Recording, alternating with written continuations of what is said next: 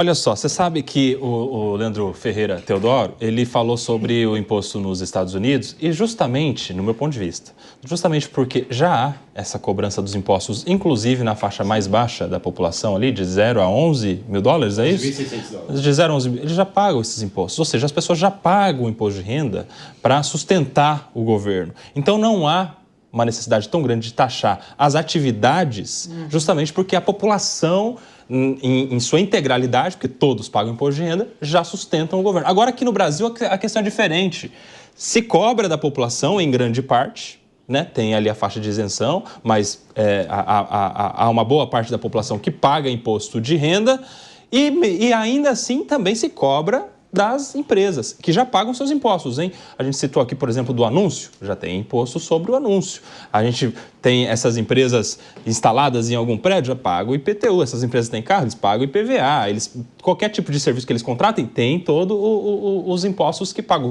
Consomem produtos, pagam ICMS. Ou seja, já tem todo esse tipo de cobrança, mas não basta, Raquel. Tem que cobrar mais, tem que taxar mais. Por quê? Para alcançar o déficit zero. Como que a gente vai alcançar o déficit zero? Gastando menos? Não.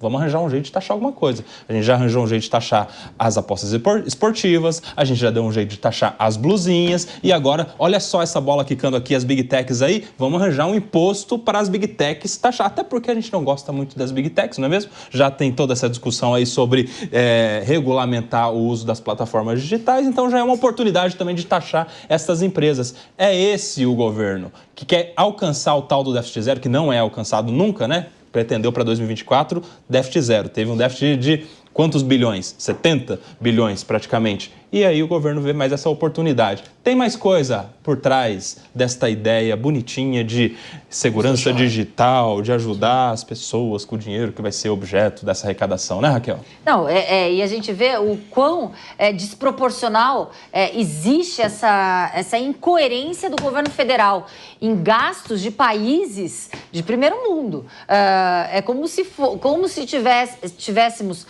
brasileiros de primeiro escalão, que aqueles que integram o governo federal e a alta cúpula, e os brasileiros réis mortais que merecem ser taxados e ainda sobrevivem na zona da miserabilidade. E por que eu falo isso? Porque países realmente ricos, países que dão respaldo para a população, aqueles que são os representantes do povo, os políticos, o presidente, eles não têm essa vida de luxo e glamour como a gente percebe no nosso alto escalão do governo federal. Fala, Sérgio Marques. O Leandro quer falar, é isso? Depois do Sérgio. Então vai lá, Sérgio. Só vou dar um exemplo. Qual é o exemplo? Suécia. A Suécia, aqueles que são e que representam o povo, tanto os parlamentares, até mesmo aqueles que fazem parte da família real, usam transportes públicos, usam a saúde pública, vivem como o povo. Fala, Sérgio. Tem um escritor famoso, marxista brasileiro, Hélio Gaspari, ele fez uma matéria muito interessante, cujo título é O Inferno Astral de Lula. E ele coloca aqui um detalhe muito interessante. Ele diz assim, falando do governo federal, do governo Lula. Ele não sabe governar com pouco dinheiro. Então, vamos também, mais uma vez, nos recordar, Lula 2 surfou na onda das exportações, principalmente para a China. A China estava crescendo absurdo naquele período histórico, na década de 2010, e acabou o governo federal surfando nessa onda, porque o Brasil acabou exportando muitas commodities. Só que o crescimento chinês encolheu. O Brasil não é mais um grande exportador, porque a própria China não está mais consumindo tantas as exportações brasileiras. Então, o Hélio Gaspari, ele acabou falando algo muito importante. O governo PT não sabe trabalhar com pouco dinheiro. É o que está acontecendo agora. Quem paga o pato? O cidadão que está na ponta da linha, porque vai ter que pagar mais taxas e impostos generalizados. Fala, Leandro. Eu adoro quando alguém cita um exemplo tipo Suécia, igual o que a Raquel colocou aqui, assim, porque porque o imposto na Suécia, gente, é 52%. É 52%. Então, quando alguém vem com um exemplo tipo Suécia, Noruega, Finlândia, Dinamarca, esses são os melhores exemplos para um esquerdista como eu, convicto socialista. Tudo bem. Desculpa eu interromper, mas qual é o imposto que hoje um servidor público paga ou qualquer um paga hoje? Hoje, qual é o imposto que nós pagamos? Depende da faixa de renda que qual a pessoa se encontra. Qual é o imposto acima de R$5.000? Qual é o imposto que nós pagamos? Acima de R$5.000 cai na faixa de 20, na casa dos 20 e poucos por cento. 27,5%. Mas cada produto operacionalizado. Qual é a faixa de imposto num automóvel? Qual é a faixa de imposto e tributos numa roupa? Qual é a faixa de imposto? Aliás, nós jogamos no lixo 27,5%, não temos saúde, não temos educação e a segurança pública, infelizmente, desmantelada, temos que ter até segurança privada, vigias privados, então, assim, vigilantes privados. Então, nós não temos. Eu prefiro pagar 50% e estar com uma qualidade de vida como na Suécia, do que jogar 30% no lixo e cada produto que eu pago, mais uma porcentagem estratosférica que pode extrapolar 200%. Não, só para continuar aqui. Não, eu só quero que você continue nessa linha de raciocínio. Não, dessa linha de raciocínio. Não, eu comecei, é porque eu precisei responder muita gente. Não, comecei nós por você, precisamos responder por essa linha de raciocínio. Deixa o Leandro falar. 7,5%, o que eu tenho de contraprestação do governo?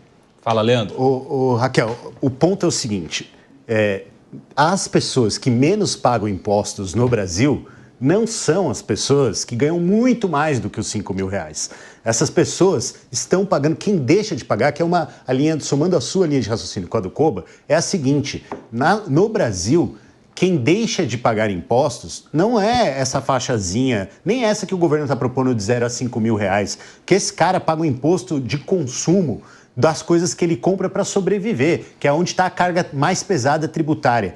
O ponto é que quem ganha mais no Brasil paga muito menos do que os 27,5, paga muito menos do que os 17, que é uma faixa abaixo, paga menos até do que os 7,5. Por quê? Porque você tem isenção de lucros e dividendos, coisa que ninguém aí em casa assistindo agora, ou aqui na mesa, ou aqui trabalhando nesse andar, nesse carnaval, nesse momento, paga. Por quê? Porque lucros e dividendos é se você tiver ações de empresa que estão te fazendo viver sem sair de casa só de pagamento dessas ações. Então, quem paga imposto nesse país é a classe trabalhadora, classe média, que está assim nessa faixa de 27,5% e tem menos retorno do que precisaria. O problema é que essas pessoas pagam mais imposto proporcionalmente do que quem está ganhando 200, 300, 400 mil reais por mês. Em vida, Leandro, desculpa, em vida. Porque quando morre, sabe o que acontece? Principalmente depois da reforma tributária, que a gente vai ter um escalonamento do ITCMD, que é o Imposto de Transmissão Causa-Mortes.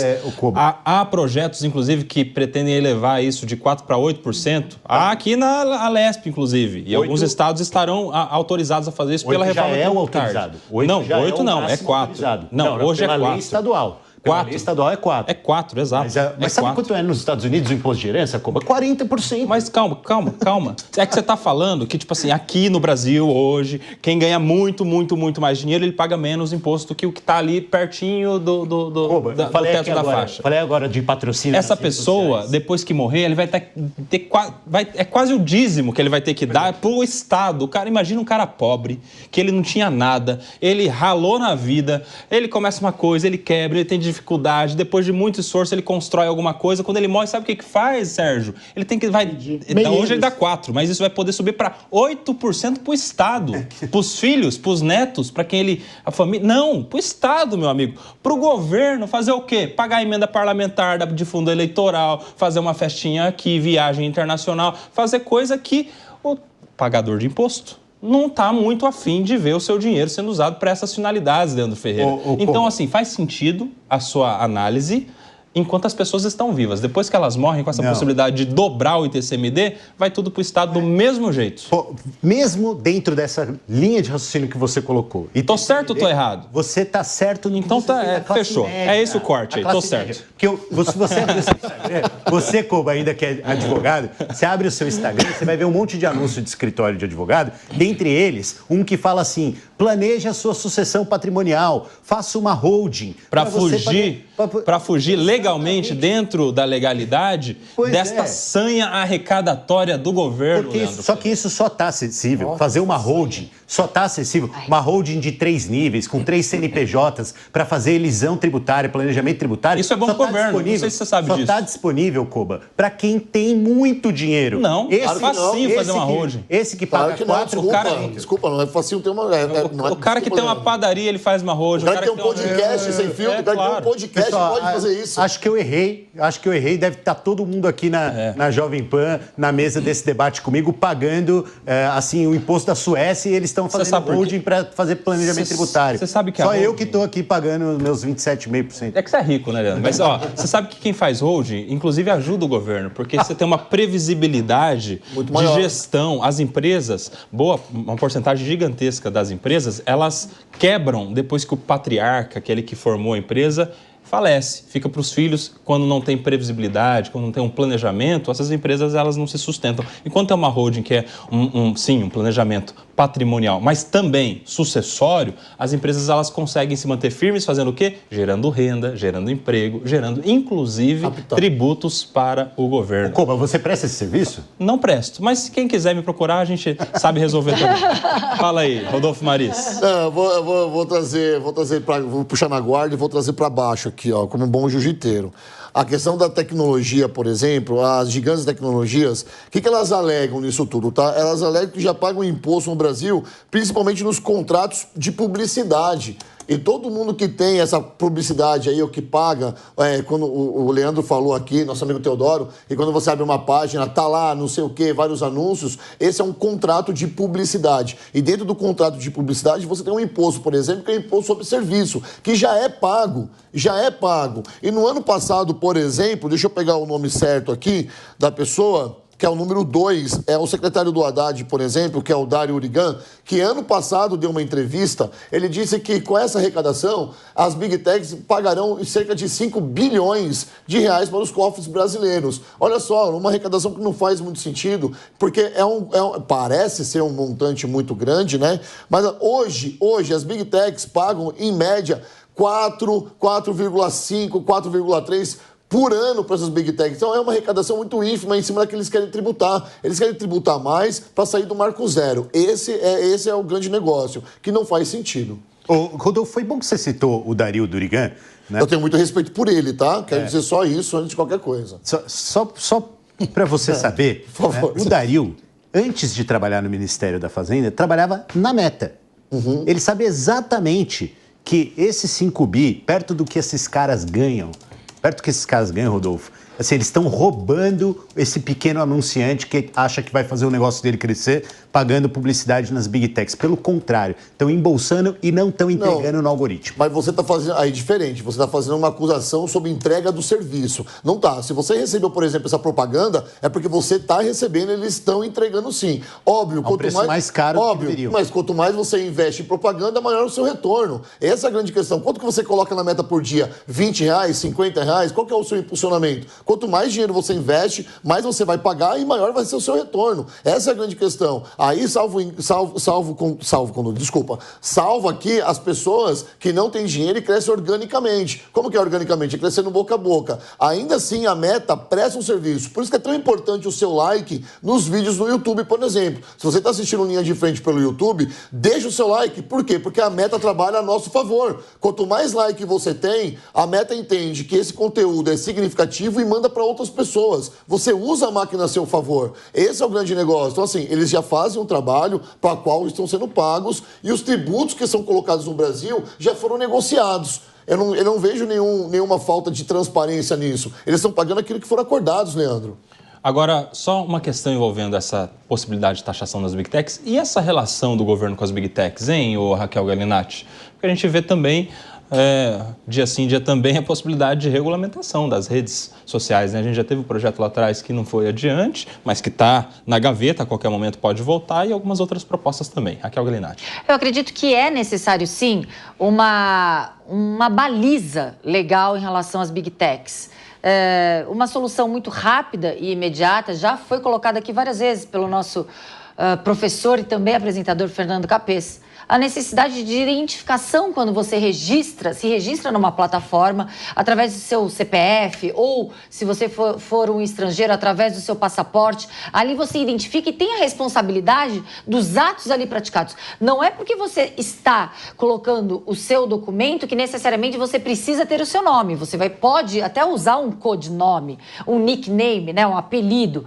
Porém, as Big Techs terão como rapidamente buscar o autor do crime, caso crimes sejam praticados e instrumentalizados através dessas plataformas. O que me causa estranheza é essa morosidade de solucionar um problema e aí teríamos sim uma pá de cal sedimentada em relação a possíveis tentativas de censura. O que a gente não pode aceitar é que se terceirize uma atividade do Estado, que é justamente a fiscalização, a coibição das práticas criminosas, para um particular responsável ali, pelas Big Techs, que são as Big Techs, que ali o único intuito e o único objetivo é o lucro. Então a gente não pode aceitar a terceirização de uma responsabilidade do Estado. Para isso a gente precisa de leis rápidas e imediatas. Doutora, muito bem falado. E olha só o que o Leandro colocou aqui, me fez pensar. Quanto mais você paga, maior o serviço tem que ser entregue. Não é isso que ele falou? Ele falou, então vamos pagar e o serviço não é entregue. 27% é o que a gente paga de tributo, certo, doutora? É isso que a senhora colocou, 27%. 27,5%. Beleza. A pergunta que eu faço para o Leandro é, esse dinheiro que é recolhido em imposto é retribuído para a sociedade?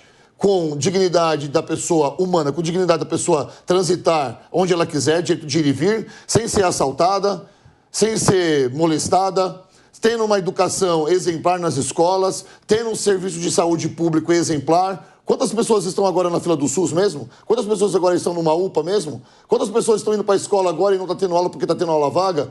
É essa a grande questão. O nosso imposto, ele não é retribuído da forma que nós gostaríamos de ser. Agora, as Big Techs vão recolher os impostos delas a serviço do quê?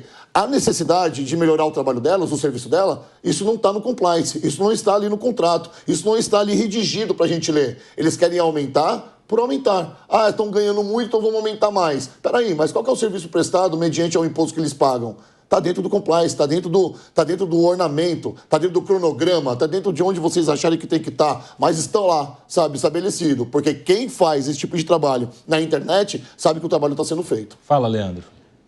Gente, assim, quer saber onde está indo o dinheiro? Vacinação depende de dinheiro. Escola pública, que é boa. O meu filho estudou na escola pública aqui na Prefeitura de São Paulo. Depende do dinheiro, né? Tudo depende do dinheiro. O asfalto na sua rua depende do dinheiro. Então, esse papo de não saber para onde está indo é uma conversa, Rodolfo, que a gente precisa mudar um pouco de lado para conseguir ver todas as faces. Significa que o serviço público é bom. Significa que, se não é melhor, é porque quem é muito rico não está pagando a parte que lhe Culpa do rico. serve. Culpa do rico sim. Sabe por quê? Porque precisaria estar pagando a devida parte, que essa turma, Rodolfo, não paga os 27,5%. E 27,5% de um cara muito rico é diferente de 27,5% em cima de mim, em cima de você. Esses 27,5% em cima do muito rico é que fazem falta para esse serviço ser muito melhor. Porque esse rico, ele também, ele sim pode transitar, porque entra no carro blindado dele e passa reto nas zonas perigosas. Só que a pessoa mais modesta, a pessoa sem posse, a pessoa sem patrimônio, não pode fazer o mesmo. O que está faltando não é bom uso do seu dinheiro, em que pese que emenda parlamentar, pagamento de juros abusivos, tudo isso tem que ser corrigido. Claro, mas o que está fazendo falta para o seu serviço na ponta, para você sentir que está melhor, é o dinheiro do mais rico que não paga imposto nesse país por meio de diversos mecanismos que não são legalmente autorizados. São brechas de legislação que são utilizados para favorecer elisão tributária, que é o planejamento para não pagar imposto. Isso é preconceito com o rico, hein, Leandro? Porque o rico, ele paga imposto até nessa faixa maior do que quem ganha menos. Você vai defender as minorias agora, né, Koba? Você sabe que é uma minoria mesmo, né? Mas é uma grande minoria. É a maior minoria. Mas não é defendendo, não. É uma análise, é uma reflexão. Reflita comigo, Teodoro.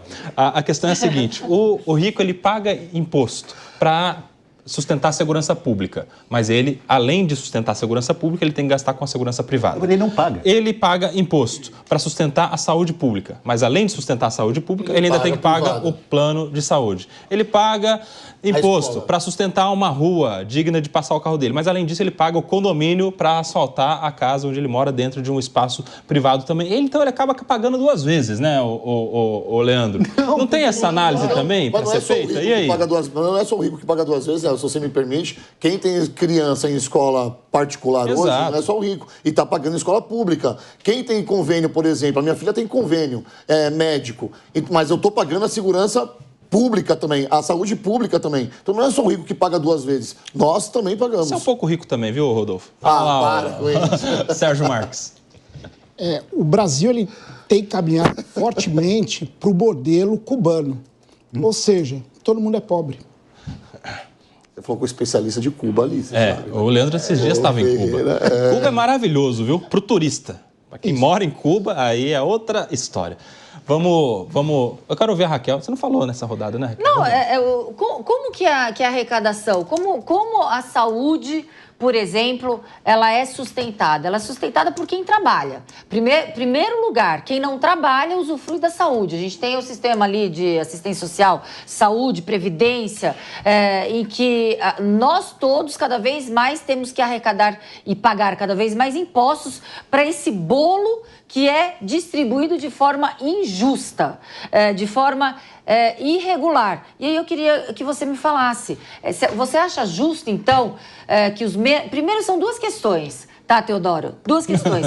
Se você diz que a correção está na tributação dos mais ricos, o porquê, então, consentir com mais tributação para nós que já pagamos impostos? Porque a gente partiu dessa premissa, da tributação que vai arrecadar nos nossos bolsos e que nós não temos serviço público de qualidade. E eu vou negar, e eu vou te contrariar, não temos educação de qualidade. Aquele que estuda em escola particular tem muito mais condições de entrar numa universidade pública do que aquele que estuda em escola pública. E da saúde, a saúde é caótica, não dá para ir no hospital público. Aliás, pior do que a segurança pública está a saúde pública. E eu, quando nas periferias da cidade de São Paulo ia até hospitais para ver o ladrão baleado, era uma coisa caótica. O ladrão baleado do lado de uma pessoa precisando de uma internação. E isso realmente é um escárnio com a população. Fecha, Leandro, rapidinho.